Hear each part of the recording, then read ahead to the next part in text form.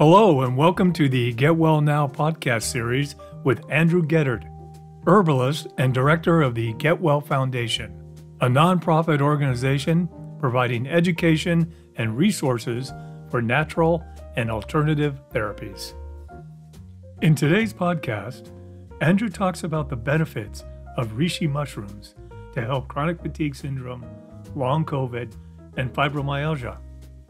Please be sure to like and subscribe to our channel to see more videos like this each week. And let us know what you think in the comments below. We'd love to hear from you.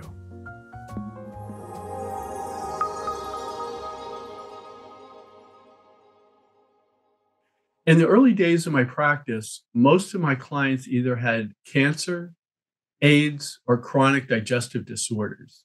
And certainly for the cancer and AIDS patients, one of the best treatments is Reishi. Reishi is also known as Ganoderma, which is more the scientific name, and Lingjie, which is the Chinese name. And so it's important to note that there are many kinds of Ganodermas found in the marketplace and also in Chinese hospitals and clinics. But the one that has the research is the red Ganoderma, which is also known as Ganoderma lucidum. So I use the terms Reishi and Ganoderma interchangeably. Reishi is the Japanese name, but it's also the common name in the United States. Ganoderma is more of the scientific name. So today we're going to discuss how Reishi is used in traditional Chinese medicine and also how it might be beneficial for people with chronic fatigue syndrome, long COVID, and fibromyalgia. So Reishi mushrooms have over 400 different nutrients, and these include beta-glucans, ingredients that triterpenoids, which are found to lower blood sugar and blood pressure. And these triterpenoids also reduce diabetes risk and heart disease as well. Ganoderma is high in antioxidant activity, and it has special factors which protect your body from cell damage. And so what Reishi is mostly widely used for in the United States, Japan, and in China is for conditions where they're trying to improve the immune functioning. And so Reishi increases the activity of the white blood cells, and the white blood cells are what helps retard or resist virus, bacteria, and other pathogens. So we want high white blood cell count, and that's one of the things that's achieved by Reishi. Reishi also has polysaccharides. These are complex sugars, which help to regulate natural killer cells. So one of the things is the immune system creates natural killer cells to basically neutralize cancer cells. And so one of the things that Reishi does is it promotes the activity of natural killer cells, which is what we want. Now, here's the topic of today. Reishi is one of the best ingredients for chronic fatigue syndrome. I found it incredibly useful for fibromyalgia, and I'm just starting to use it with clients that have long COVID. But bottom line, people think that chronic fatigue syndrome, as well as long COVID, is caused by infections, immune system weakness, hormonal imbalances, and stress.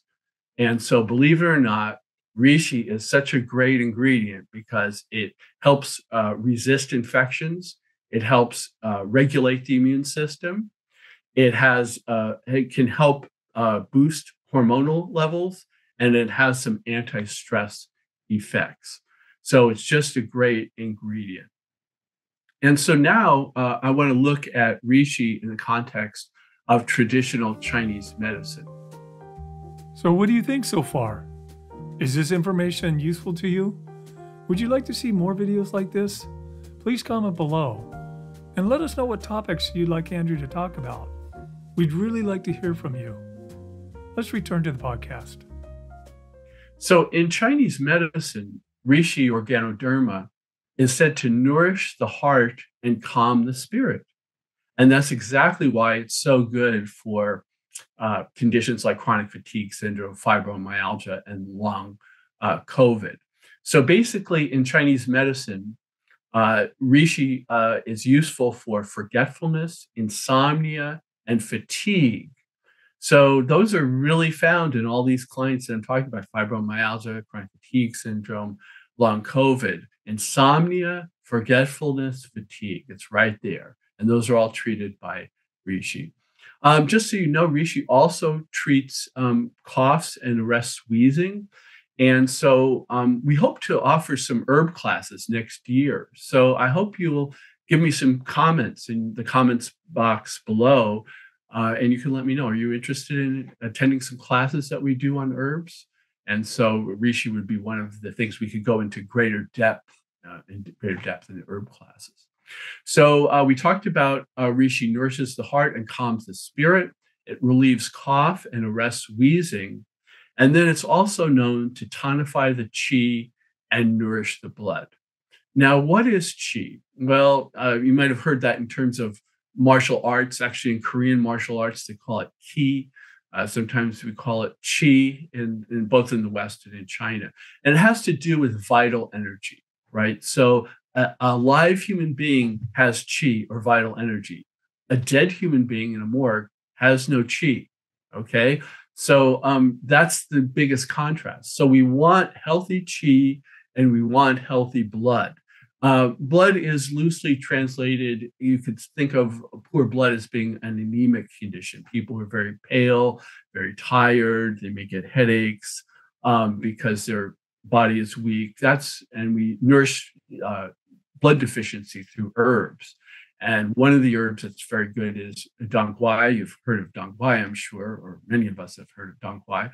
But another herb that helps to tonify blood is Ganoderma.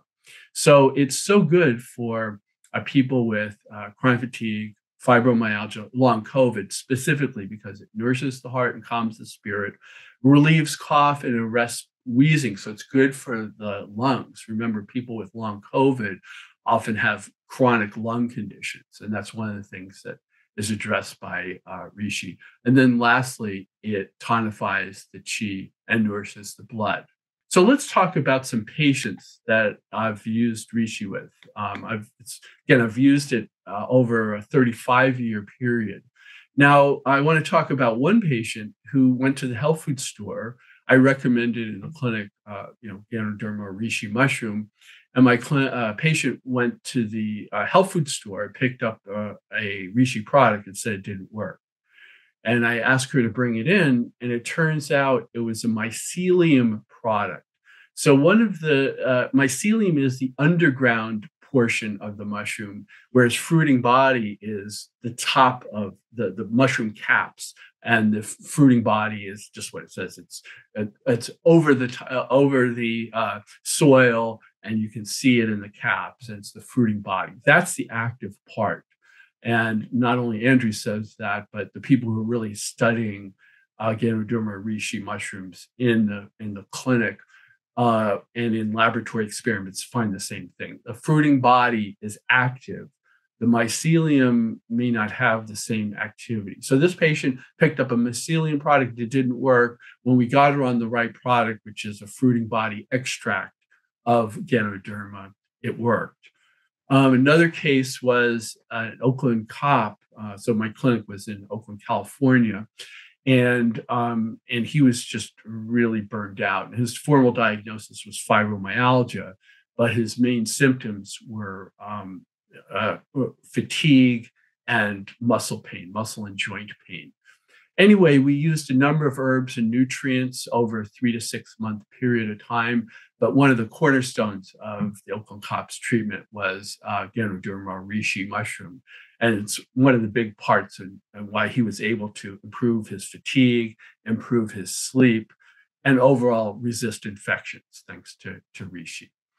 I treated a man named Doug, and he was an HIV patient, and his main problem was chronic fatigue. So even though he was also seeing another acupuncturist who was using herbs, he still felt very tired. So we used Reishi mushroom with other herbs in a tableted extract for Doug, and he noticed his energy picking up right away.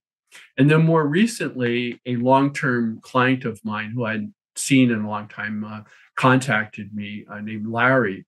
And his main problem was long COVID. And he had a COVID, then he had long COVID, and then he kept getting infections since he got over long COVID. And so he basically contacted me. And one of the things I recommended was a nutritional and herbal program. And Ganoderma was one of the cornerstones. And 1 week after starting the Ganoderma formula, he felt much better.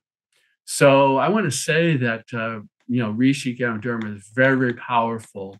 And I just want to end with some tips. Number one, always use the fruiting body. And that's my opinion, but also leading researchers in China and Japan have come to that conclusion as well. And you can make reishi as a tea. It tastes terrible. It takes about 12 hours to get all the constituents. So I typically use extracts in pill and powder form. And I make sure to use Ganoderma reishi from companies that have good quality controls and I can call them up and ask them questions about their processes. I also always recommend reishi to be used in combination with other herbs. And then finally, it's possible. Now, so if you use reishi in a combination, it's rare to have any side effects. But it is possible to have some minor digestive complaints. And so you want to address that with other herbs. And then the other thing is that occasionally, it's very rare, but people will get a skin reaction due to reishi. So what you do is you just stop taking reishi, and then the skin reaction goes away. Well, this concludes the Get Well Now podcast. For more information, please visit our website at getwellfoundation.org. Please be sure to like and subscribe to our channel to see more videos like this each week. And let us know what you think in the comments below. We'd love to hear from you.